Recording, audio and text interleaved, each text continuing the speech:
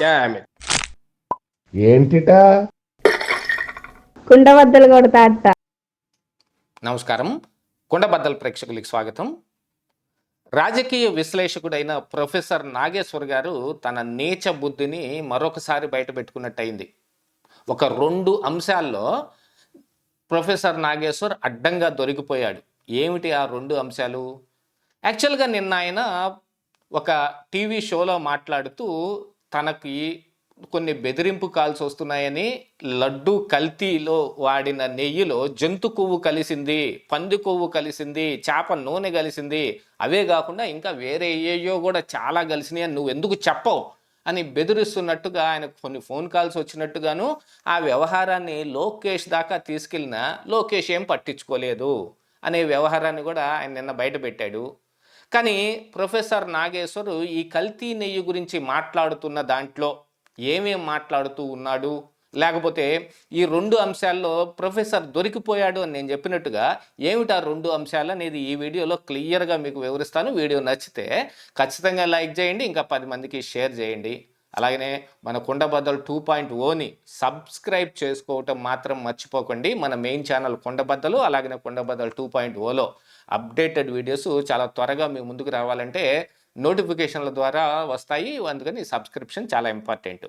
ఇంకా అసలు విషయానికి వస్తే, కల్తీ నెయ్యిలో జంతు కొవ్వు ఉంది అని ఏ రోజైతే చంద్రబాబు నాయుడు గారు ఎన్డీడీబీ రిపోర్టును ఆధారంగా చేసుకొని మాట్లాడారో ఆ రోజు నుంచి వైసీపీ గొంతులో ఒక పచ్చి వెలక్కాయ పడ్డట్టయింది. ఆ వెలక్కాయ నాగేశ్వర్ గారి గొంతులోకి ట్రాన్స్ఫర్ అయ్యింది. అసలు దీనికి ఇంకా తగ్గట్టుగా సిబిఐ సిట్టు తాను ఛార్జ్ షీట్లో మెన్షన్ చేసిన విధంగా జంతు కొవ్వు లేదు కదా అనే అంశాన్ని ఎక్కువగా ప్రొఫెసర్ నాగేశ్వర్ గారు మాట్లాడుతూ ఉన్నారు. యాక్చువల్గా ఇందులో జంతు కొవ్వు ఉందా లేదా అనే దానికంటే కల్తీ జరిగిందా లేదా అనే దాని మీద ఎక్కువ చర్చ నడవాల్సిన అవసరం ఉంది. కాకపోతే వైసీపీకి ఇంపార్టెంట్ అయింది జంతు కొవ్వే. ఇంకా అందులో సిబిఐ సిట్లోనే 10% కంటే తక్కువ పరిమాణంలో కనుక కలిసి ఉంటే మా ఎన్డీఆర్ఐ ల్యాబ్ కనిపెట్టలేదని ఎన్డీఆర్ఐ ల్యాబ్ ఇచ్చింది.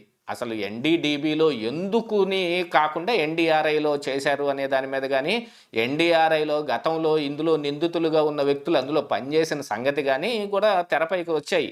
అయినప్పటికీ జంతు కొవ్వు లేదు కాబట్టి ఇప్పుడు చంద్రబాబు నాయుడు క్షమాపణ చెప్పాలి అని ప్రొఫెసర్ నాగేశ్వర్ చాలాసార్లు డిమాండ్ చేశాడు.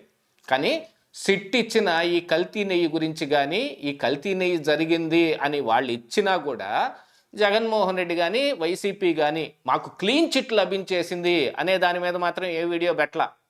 కల్తీ నెయ్యి మీద అసలే మాట్లాడలేదు అనుకోండి, ఏ విషయం అవసరం లేదు, దీని మీద మీరు ఎందుకు మాట్లాడరనే అవకాశం ప్రొఫెసర్ నాగేశ్వర్ని ప్రశ్నించే అవకాశం ఉండదు. కానీ ఆయన సగం మాట్లాడుతూ సగం వదిలేశాడు. చంద్రబాబు నాయుడే క్షమాపణలు ఎందుకు చెప్పాలి? సిట్టు క్లీన్ చిట్ ఇచ్చింది అని చెబుతున్న జగన్మోహన్ రెడ్డి ఎందుకు క్షమాపణ చెప్పడు? అసలు ఇందులో కల్తీ చేసిన వ్యక్తి యొక్క ప్రభావం ఎక్కువ ఉండటం మూలాన ఆయన క్షమాపణ చెప్పాల్సిన అవసరం ఉందా?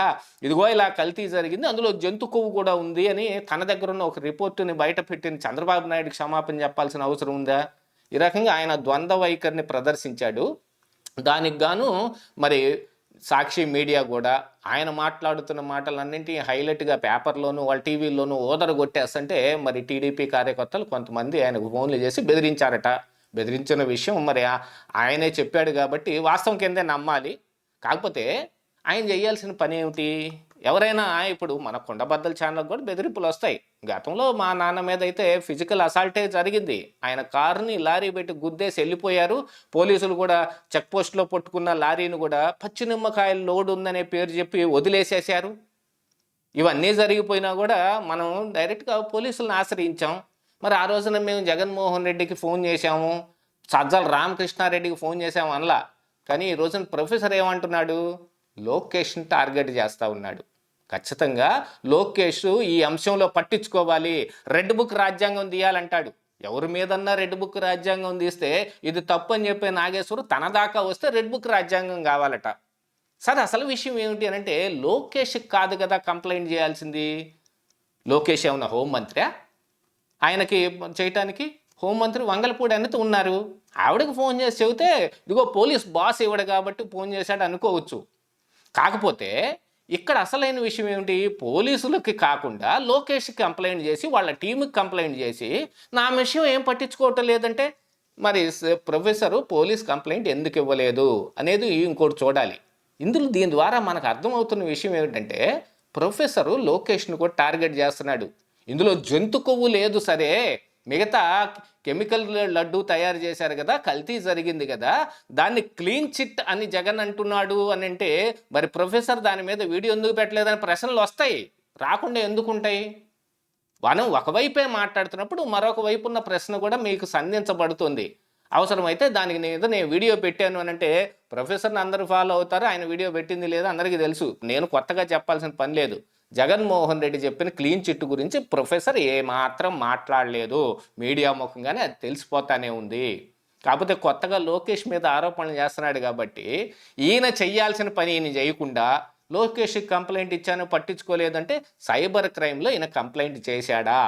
ఎందుకు చెయ్యలేదు అనే ప్రశ్న ఒకటి ఉత్పన్నం అవుతోంది.